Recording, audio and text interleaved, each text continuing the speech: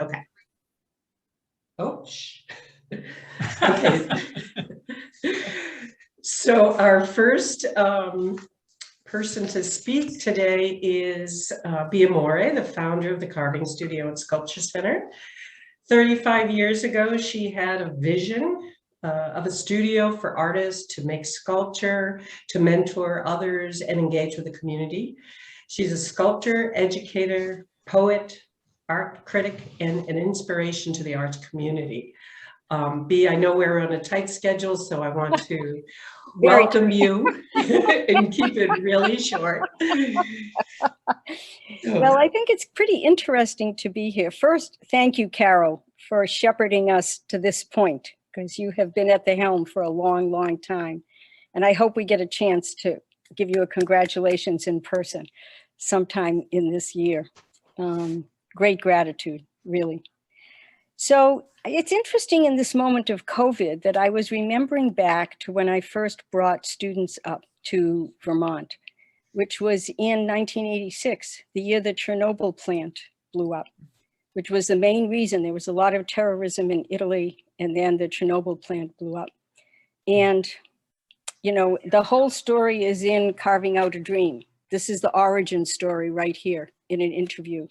But to make stories short, you know, in Italian, we have this saying, tutti mali non vengono per nuocere. All bad things don't happen for harm. And so if it weren't for that crazy catastrophe, that nuclear catastrophe that affected all of Europe, we wouldn't have come to Vermont. I was focused on taking people to Italy. And it was that experience that summer that led me to think about the carving studio here. It was in my mind for a long time, but I didn't know where the right place is. And we found the right place and the right people. So what I would say is that our situation in the present, although it's challenging, really leads us to focus on what is very essential. Those of us that are on this screen clearly are dedicated to the arts, and the arts are an incredibly important element in our society. It's one of the most positive places that people put their energy. And if you go anywhere and you see a piece of art, whether you consciously or unconsciously, it lifts your spirit. And I just want to thank every one of you here, and the whole way that the Carving Studio has grown is through the love and generosity of all of its members. It was never a solo show. It was always, we always worked together. I didn't have any means. We pooled all of our human and economic resources. And so I just wish us, how many years? In Italian, we say 100 anni di più, 100 years more is the best wish that you can give. You know, let's all give our part, do whatever we can to keep the Carving Studio and the whole spirit of art alive in the world. Thank you. Amen. Thank you, Bea. Thank you. I would love to be able to talk a little bit about the board. It has been a really challenging ride for those in the driver's seat over the last 2 years. And 1 month after the shutdown, Mary DeVries stepped up to the president's role. And I think she's done a great job, along with all the other board members that were able to stay with us through that rough period. She took a workshop with Bea over 20 years ago. She's an architect and joined in 2018 and wasn't really planning on that leadership position, but she's done a great job, and she's going to be, we're all welcoming new board members. So I'd like to hand that over to her, Mary.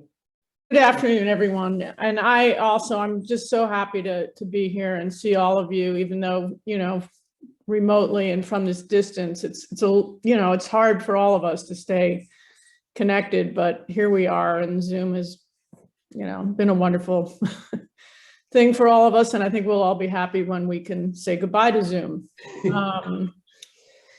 But I know, you know, we're all anticipating more fruitful times ahead. And, staying involved with the carving studio has been super important in my life. And, I feel like,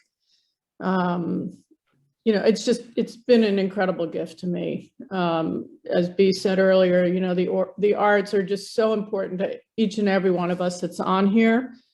And that's what we're all about. And I want to thank you, Carol, as our, executive director. You've been, we've all been extremely busy this year at the studio. And I also want to thank the entire board for your engagement, your enthusiasm for the studio, and all that we do as a group, and as well as your financial support. It's been incredibly meaningful, and we just couldn't do it without you all.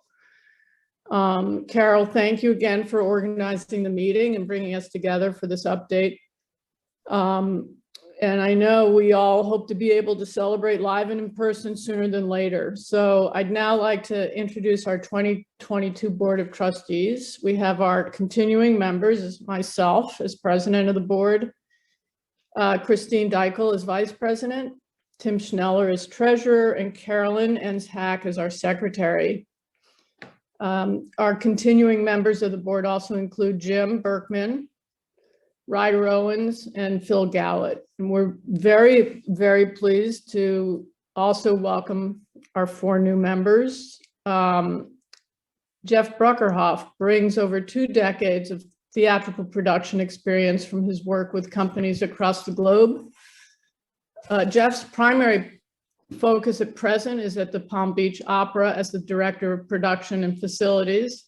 And his breadth of experience in the performing arts it's a welcome addition to the board.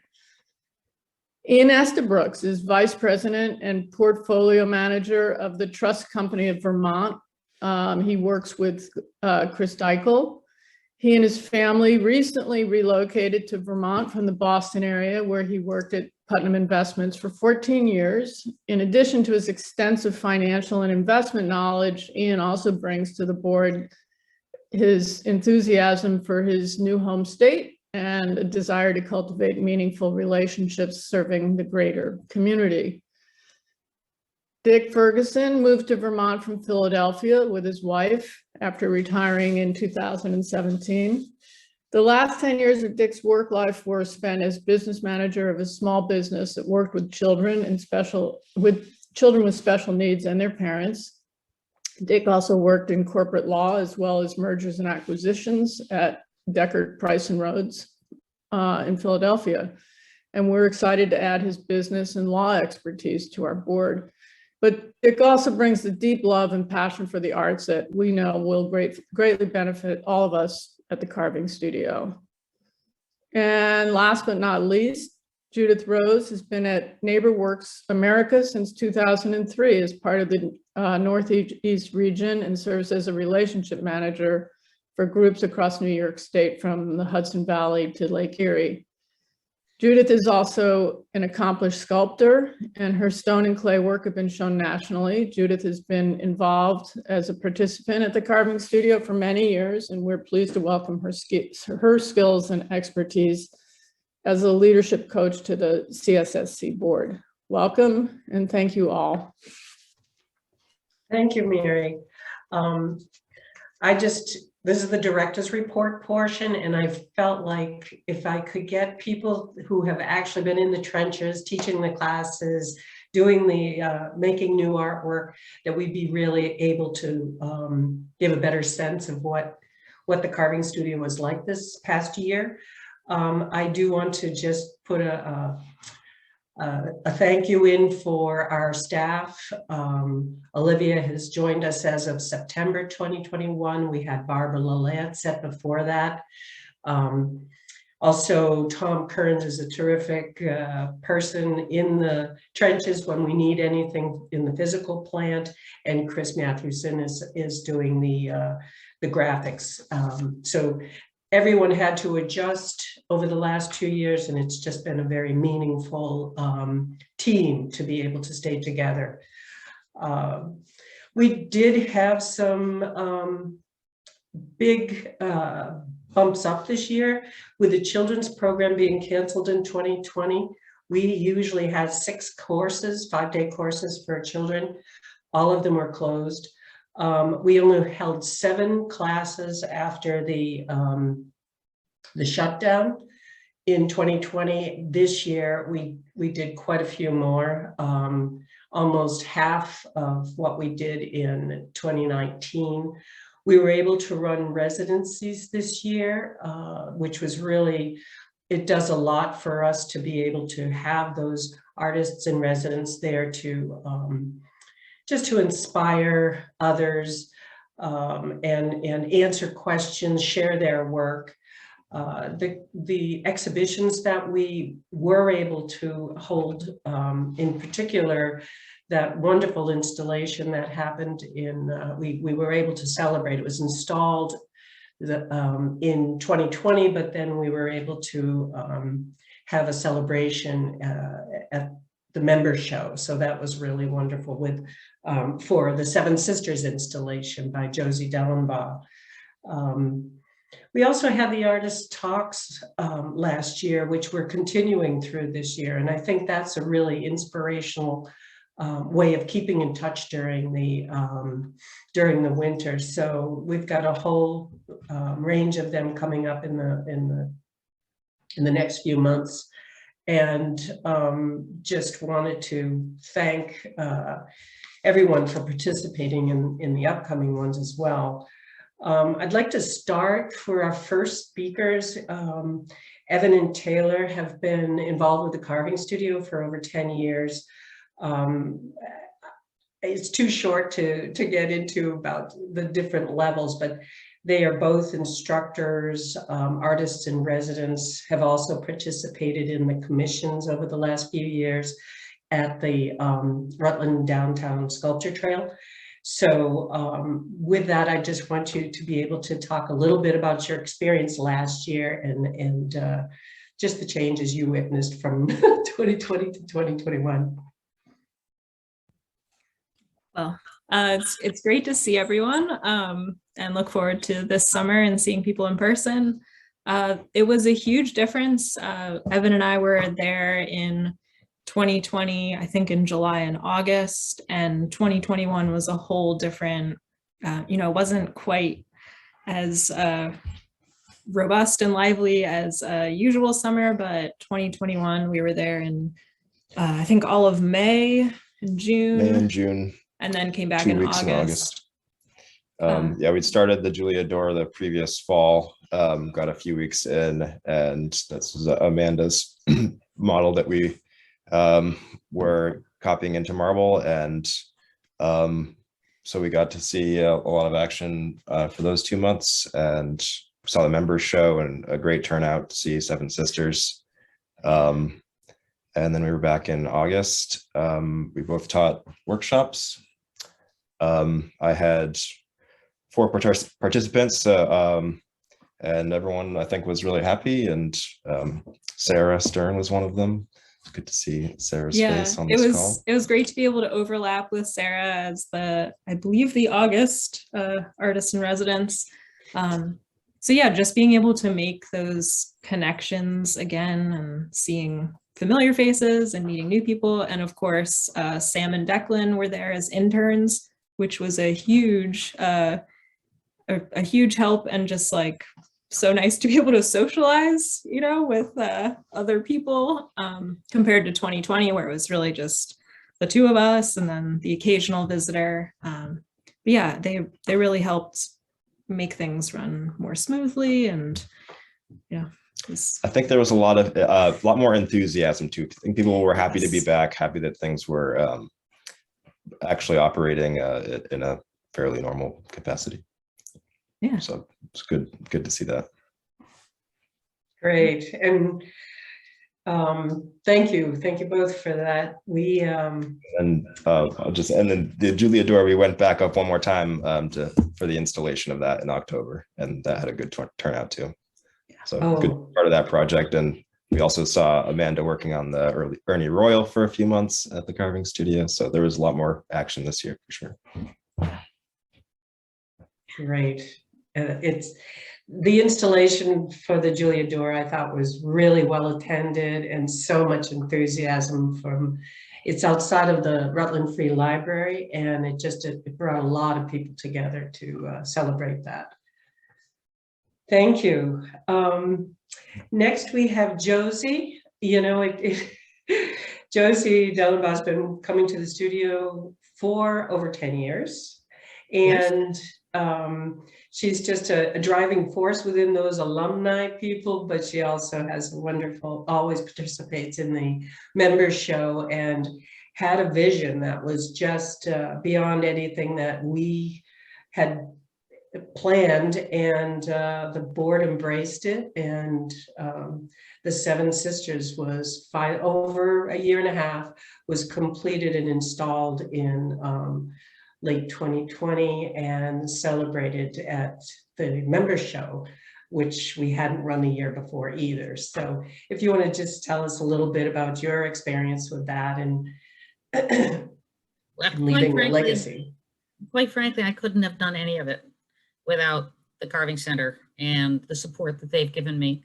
I discovered you guys by accident when I was at Marble out in Colorado, and was told, you don't need to come that far. There's a place in Vermont. So that's why I've been coming here since 2009. And it has allowed me to, not just with the interaction with other sculptors, but it has expanded me tremendously. I used to work in small, you know, like 40-pound pieces of alabaster, and now I'm doing giant carved things. So it really has given me the opportunity to expand that way. And I had this inspiration from Neolithic people about the importance of the Pleiades, who are known as the Seven Sisters. And some of you who have seen some of my sculpture know that I'm very involved with sort of feminist icons, a lot of mothers and children, but also women in jeopardy around the world and how they cope. And I wanted to do something about women. And so that's why the Seven Sisters, I developed an iconography. I'm Scots-Irish in background, so I couldn't use Native American iconography or anything. I could sort of had to come up with my own iconography using a circle, which is a feminine shape, and using water, which is a feminine attribute, to create the circle. And with the help of this Carving Center and with the help of Mr. I'm blocking out his name. Dan Snow? Dan Snow, yeah. It all just came together, and I just want to give you hearty thanks. And believe me, that alumni week, or the way this happens twice a year, is a fabulous thing. I have told more people about it. I am trying to get, I'm a member right now of the Connecticut Society of Sculptors, and I'm trying to get us to come up for a weekend. They also, like B had said, go to Italy. And I said, no, you don't need to go to Italy. Come to Vermont, you can bring your own tools and not have a problem. So I'm going to talk to Carol about that and see if we can get that organized too. So wonderful. Thank you, everybody. Thank you, Josie. That's great. And the alumni was a very small attended one in the fall of 2020. So this spring was really great to have quite a few people that were vaccinated and able to travel. Our next speaker is Sarah. Sarah is a New York artist. I check out her website. She is mostly a digital artist, meaning video and filmmaking. And I think that what I saw in the artist talk, unfortunately, was not well attended, but it was a fabulous presentation, and we do have it recorded. So I will post that up so that you all can see it now that you have the chance to meet her. Here she is. Hi, thanks so much for having me. As Carol mentioned, I was an artist in residence. Oh, and also as Evan and Taylor mentioned, I was an artist in residence in August, and it was one of the great highlights of my year to work in stone for the first time. I'm so grateful to the committee who selected me, to Carol, to the board, to everyone who made this possible, to Evan and Taylor who taught me how to carve my first week and got me set up I came to the carving studio because I wanted to make this project about this character who I'm still developing called Marble Man, who takes many forms, but basically emerges from marble architecture, wanting to kind of escape from the ideologies that the human-built environment puts on him. And he takes many forms, but I started to think about marble itself as a puppet. And while I was at the carving studio, I made, this is one of them, and I've been doing some rear projection in my studio with mirrored plexi so that it looks like this little Marble Man character is in these different contexts here. He is escaping the Capitol. He's escaping again there.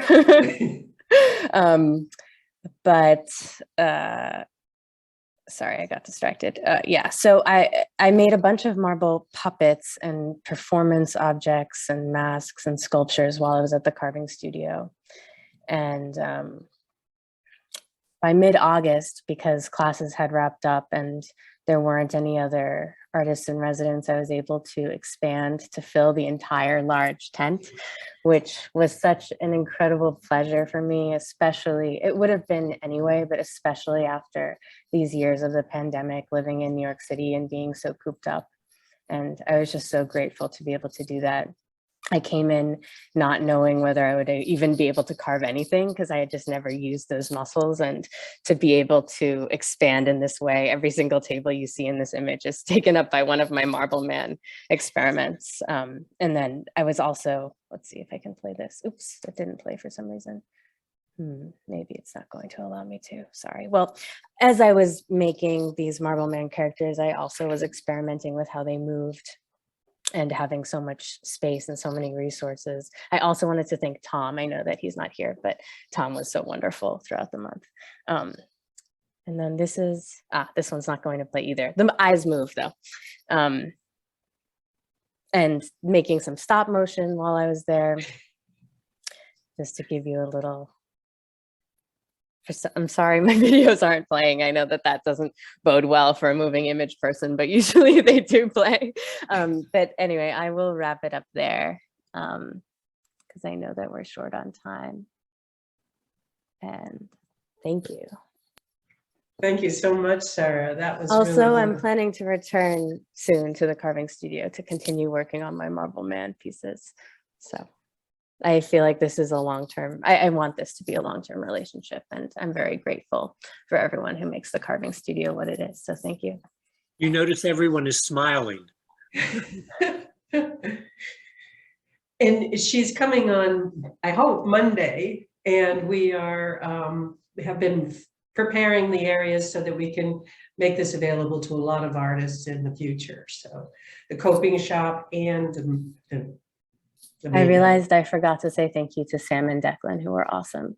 And I loved overlapping with you too. You were wonderful. Okay, and they are our next speakers. I'm hoping to see you again this summer, Sam and Declan. So please feel free. Both of them had been interns, met and continue to spend time with each other.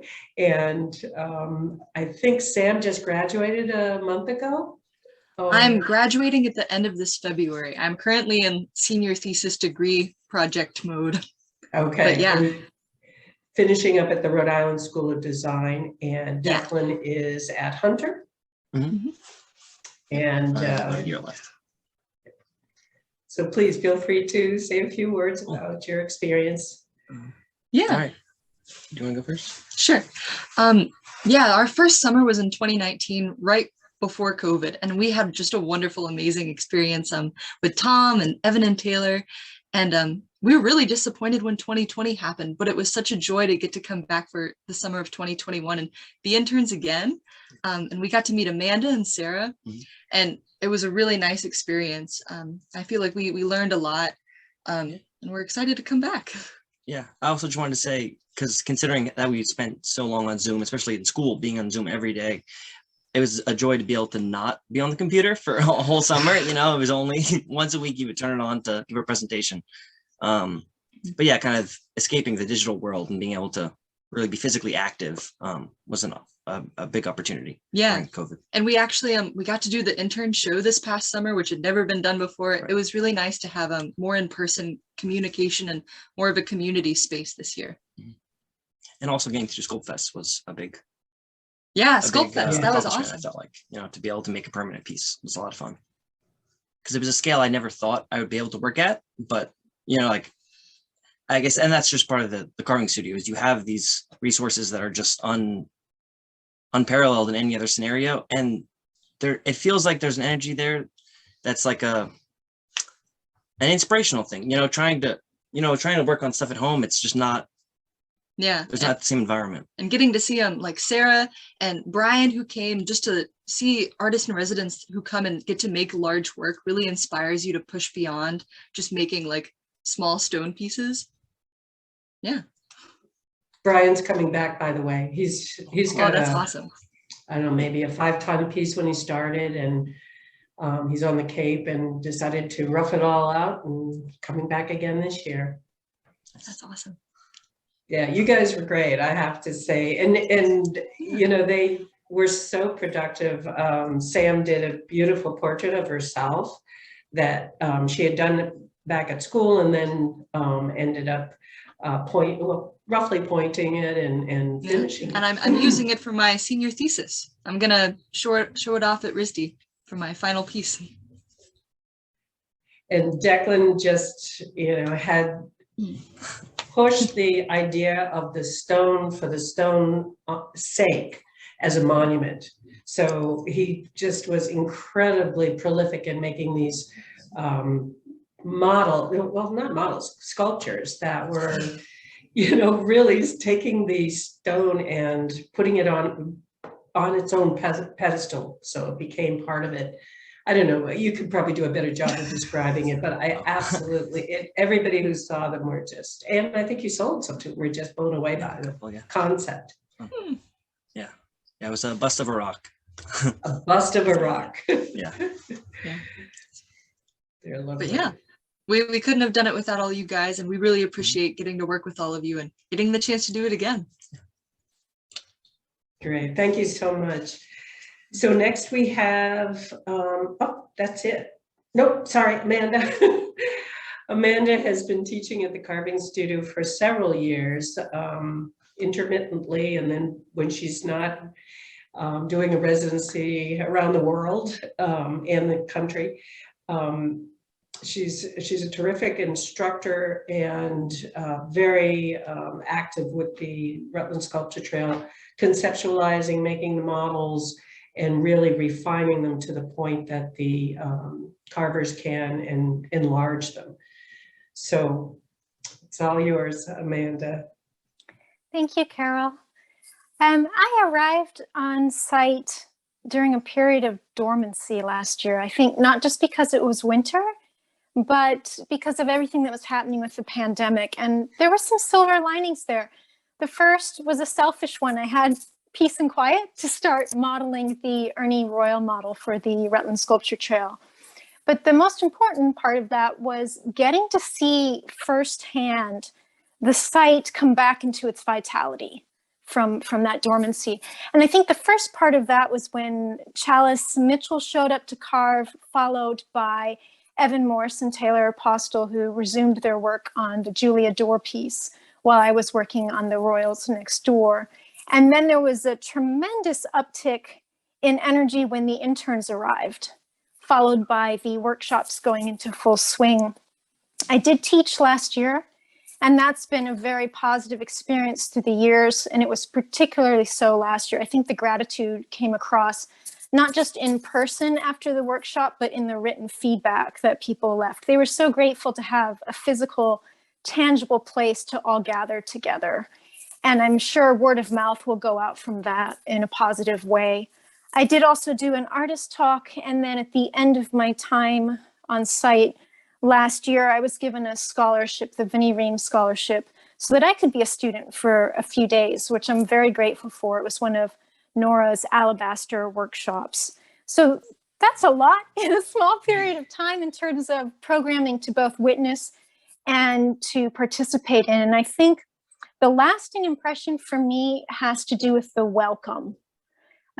Sometimes people are greeted with that when they're returning, or they're bringing someone with them who's never encountered the carving studio. Sometimes during open hours or closed hours and evenings or weekends, someone who had never been there before would come and even encounter that welcome.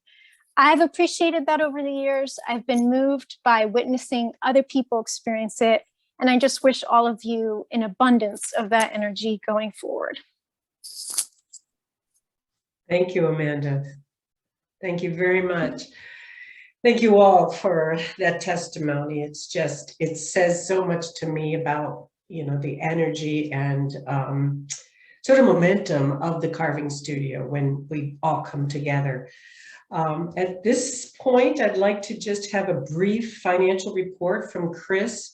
Tim Schneller is hopefully in Florida right now, but Chris has agreed to give a little summary of how the financial picture looks this year. Hi, everyone. I'd have to say I'm a little intimidated after following all these great speakers thus far. So, and all the smiles, we can keep smiling because we have some healthy numbers for 2021 compared to 2020 for the obvious reasons. They're broken down into 4 categories. Workshop fees, which is earned workshop fees coming into the carving studio, we're up 45%. Donations were up 60%. And a lot of that was from some things we received for grants. And we had a donor that donates every year that doubled his donation this year to us. And we had some very good feedback for the annual appeal as well. So that helped. Grants were up 20%. And sales were up 60%. So we had more stone sold and sculptures were sold as well. So we had some pretty good numbers considering where we were and where we're at.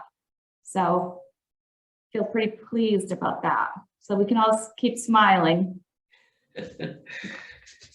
Carol, was that all that you wanted me to go over? Were the Yes, no, thank you. That was very, very good. I know, and it's too bad Tim wasn't here because, you know, I get the blessing of being able to report some positive numbers for the carving studio. And over the years, I know it hasn't always been that way. So right. A little guilt for Tim. No, that's but he's in Florida, so I don't feel yeah, exactly. We also were able to develop a strategic plan, and part of the team members that were really active, they were part of the strategic planning committee, were Jim and Carolyn, and they just hung in there with all of the iterations of what we were trying to get to, and I think they could do a better job of describing the process and where we are today. So Carolyn, do you want to start? Sure, thanks, Carol. This makes me really happy to hear everything that's been happening this last summer or this last year, because I haven't been there much, and it's really awesome to hear about all the work that got done, and even during these times. So I just want to give people a little bit of a broad overview about the process, about the strategic plan that we started in January of 2021 with Giselle Keller facilitating the process.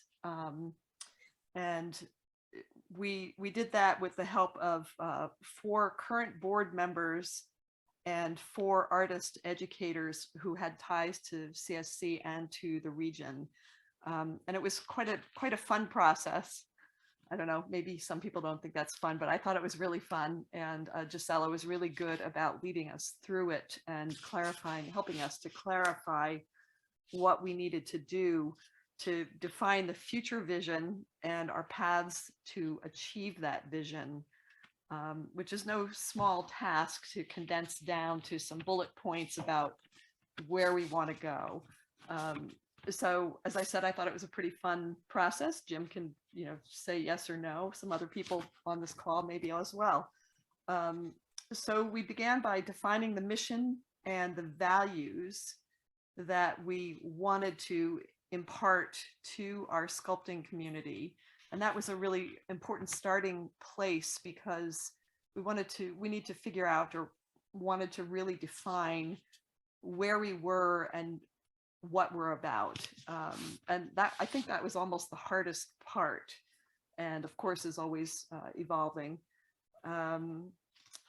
We discussed the current strengths and opportunities, as well as weaknesses and threats that we needed to address. Our vision for the 5-year plan included increasing financial and organizational sustainability, laying the groundwork for untapped potential and growth, and increasing visibility and recognition of the resource. Details of all this can be found in the 5-year plan report, which if you don't have or haven't seen, certainly ask Carol.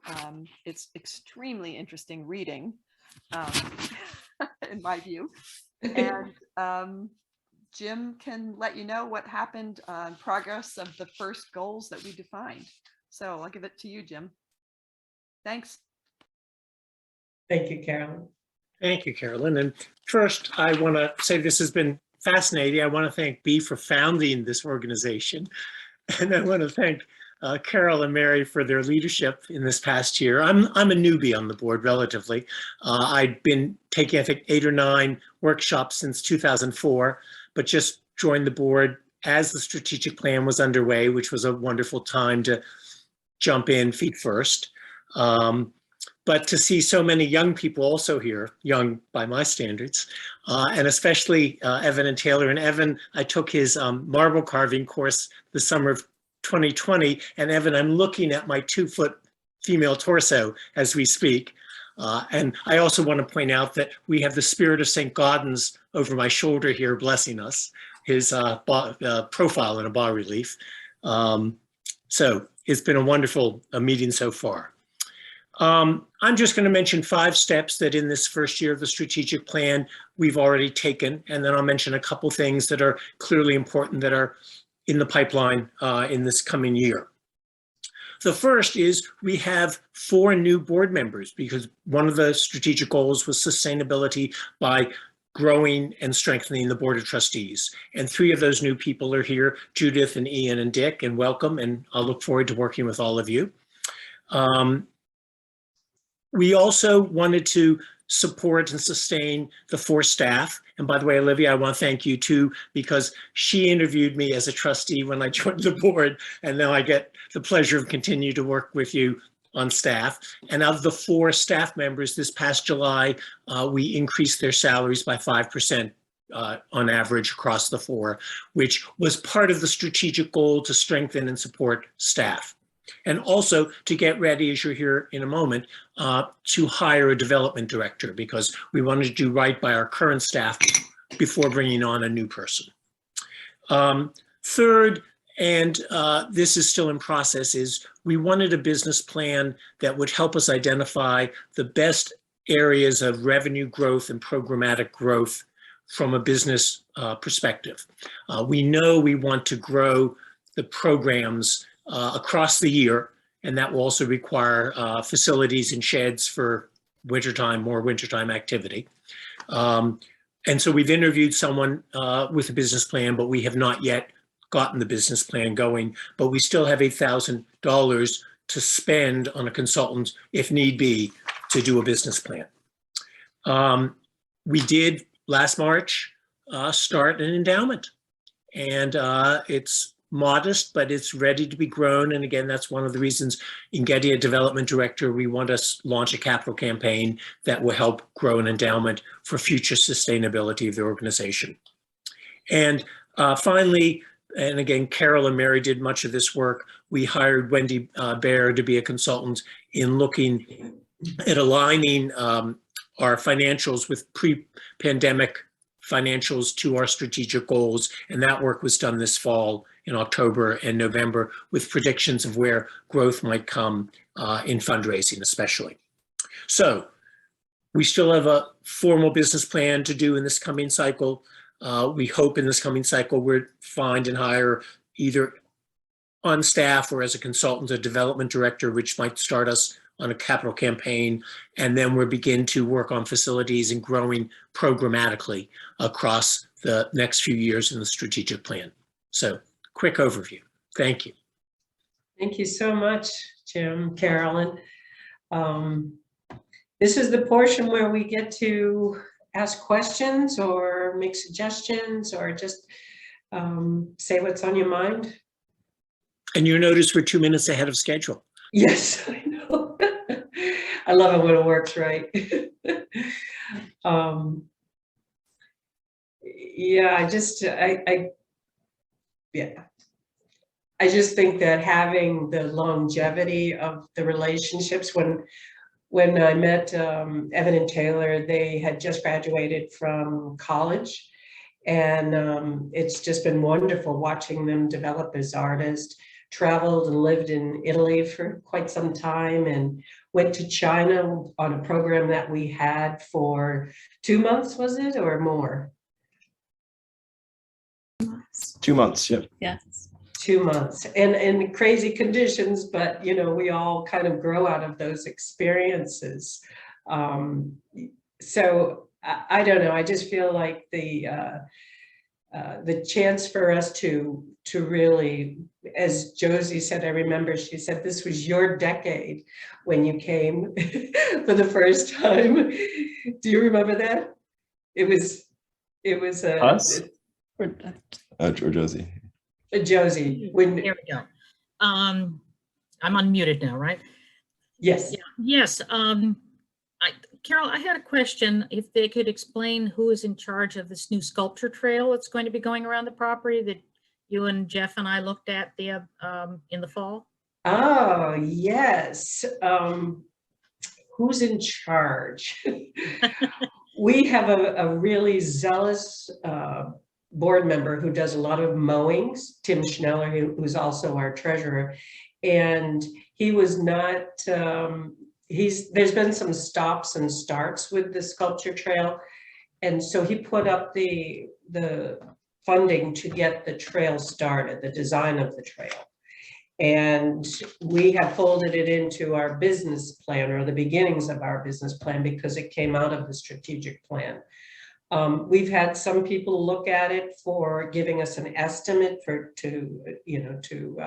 create the trail or smooth out the trail. So I think it's definitely in the pipeline. I think we just need to raise that money and make sure that comes in sequence to how we've specified the goals. Because when she mentioned about welcoming, I think that's a big part of welcoming, allowing people to walk around our beautiful landscape and enjoy the beautiful sculptures of all different sorts. Because when I bring people there, I often take them out into the quarries and show them the pendulum and show them the things hanging out there. So if this is all incorporated, I think it'll be a big tourist destination eventually, we hope. I think that was part of the intention when we first discovered that artifact, that landscape of where the train was and where the marble was set up next to it, across from where the Seven Sisters are. Mm-hmm. It's a beautiful mix of history and contemporary art, and especially during the pandemic, we saw so many cars in the driveway, and they weren't there for the workshops. You know, they really had a safe outdoor place that they could really explore. May I say something, Carol? Yes. Josie, this is Carolyn. I think that the discussions that we've had about the sculpture trail and the sort of the whole campus is ongoing in terms of looking at developing the design of the site, but it had to come behind some of the other more immediate needs and the structural needs of the organization. So I think that is on the list of goals if you get that report from Carol, but it's further down in the priorities for the 5-year plan. In your 5-year plan, yes. Right. I had a question. Jim had mentioned possible winter programming, and I think he said might work with a consultant on that, but what were you envisioning in terms of winter programming? You know, when we had a relationship with 3 colleges, and those college classes went throughout the winter. There were 2 15-week classes, 4 credit for all the students from those colleges in both the fall and the spring. It changed over time, but that was something I believe that you may have been involved with when it began with the with the college courses. And I think that the goal is to get the whole point in doing renovating the purchasing and renovating the property, the coping shop, was to have a building that could be worked in during the winter.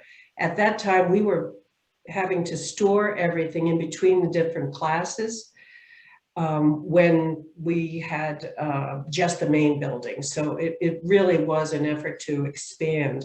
We even had a lease that we were discussing with Castleton University to have classes, them use it for 8 months of the year, and then we would have it for the rest of the year, specifically for the college students. 2019, all of those courses ended. And, you know, because of the 2 of the 3 colleges we were working with closed permanently. One was 185 years old. The other one was 75 years old. So we're almost, you know, what we're looking at now is rebuilding that winter program. And, you know, it's a big deal. We always had to import teachers for the college courses, but now it's really, it makes sense to be able to have artists work in the winter. And then once they're here, there's a possibility for us to do some more programming. But I think the goal is to create more residencies, and alongside some of the shorter term workshops, because we can't really spill out into the outdoors, but we can certainly utilize that building with radiant floor heat, and it's ready to go. It's just trying to build the program back up. And Carol, if I can add, you know, part of the value of doing a business plan up front is to then see more specifically what costs and benefits come from different programs, and so to define how we grow programmatically after we've analyzed a better business plan. Right. One of the reasons that we actually moved from Proctor to West Rutland was to have the ability to have a year-round program. And it was also one of the reasons that I decided to do the carving studio independently rather than as part of a college program. I could have stayed affiliated with the Boston Museum School, but I felt that by being independent, we would have the freedom to be able to design the program, to be able to have, as Josie is talking about, a group coming up and working at the carving studio for a particular period of time. We've had courses from the Putney School where they would come up for a week and camp out at the studio and work for a week. So we have an enormous amount of flexibility. People have created large public art sculptures there at the studio and installed them all over the country. So, you know, we've got an incredible resource where when I started the carving studio, let's say the first official year was 87, the pilot program was 86. There was hardly any place that you could go to learn stone carving.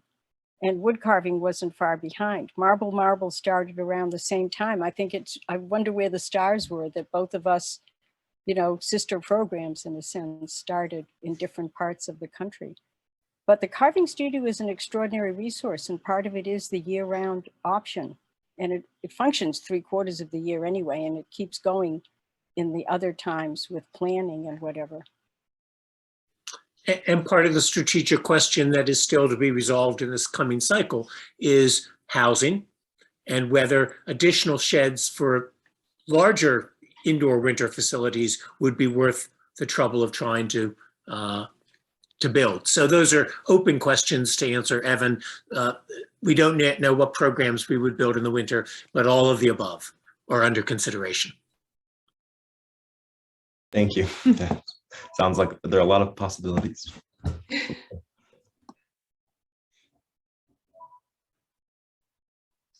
Any other questions?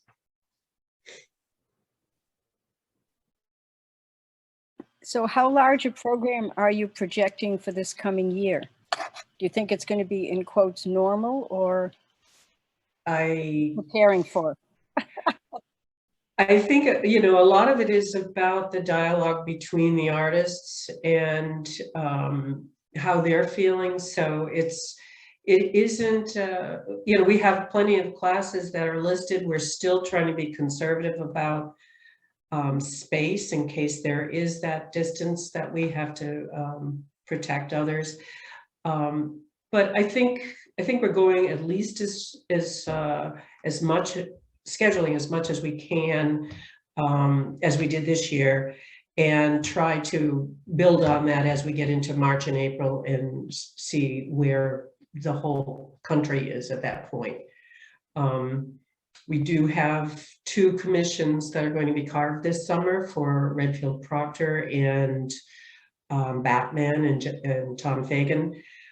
These are extraordinary, and the sculptors are, you know, are lined up. So, but there's a lot of question with, you know, how much we could actually offer. 2 of the residents that could not come last year have committed to this summer. So we should have at least them plus others. We're really optimistic, but, you know, the summers have been really nice, and people feel free, and then it goes into another cycle. So at least we should get this summer. Go ahead, Sam. Kind of on a similar note, is there a future for community dinners? Because I feel like this last time that was like kind of one of those community things that we missed out on. And I know with COVID it might be a challenge, but I was wondering if that had a future. You know, our frickin' chicken man, he is a trained chef, and he's been using a food truck for the time being, but he is definitely on board if we can do it. So I think we should know more by April to see, but he said he's definitely available if we want him. Awesome, thank you.